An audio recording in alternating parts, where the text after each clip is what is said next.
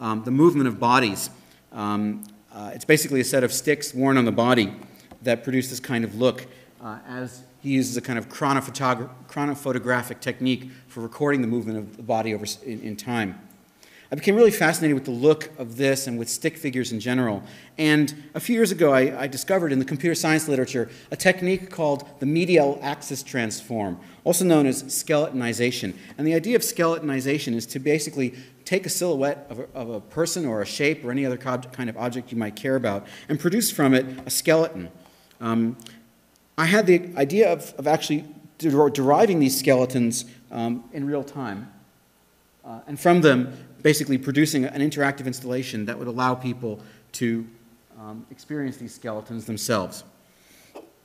So here what you're seeing is the real-time interaction of a person with his own sort of medial axis, that's the pink one in the center, and the ghosts of people who've come before to the space in this test, people who've come before and their traces that they've left there. This is working towards a large laser piece in which on the side of a cliff near a town that has a sufficiently large public square in view of a cliff like Sparta or Athens or Salzburg in Austria to actually have these projected in real time from people in the public square. So that's work in progress. A flashback to childhood. My mother's a painter, and when I was small she used to teach me how to draw from life. She would always talk about negative space and drawing spaces around the body rather than inside of it.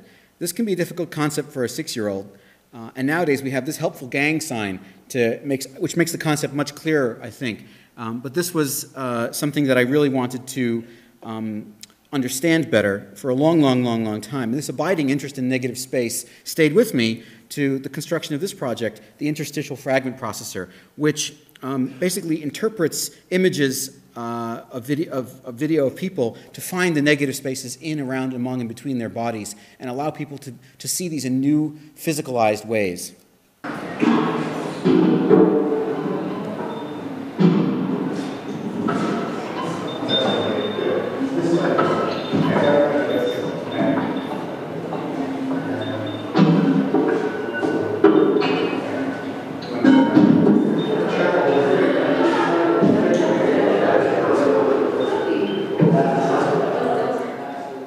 I think what's important here is the way people begin to discover their neighbors, because the spaces are formed between people as well. And so suddenly, people who don't necessarily know each other may become co-participants, co-creators of shapes. I've been very interested in faces and eyes for a long time, and yet another flashback to childhood.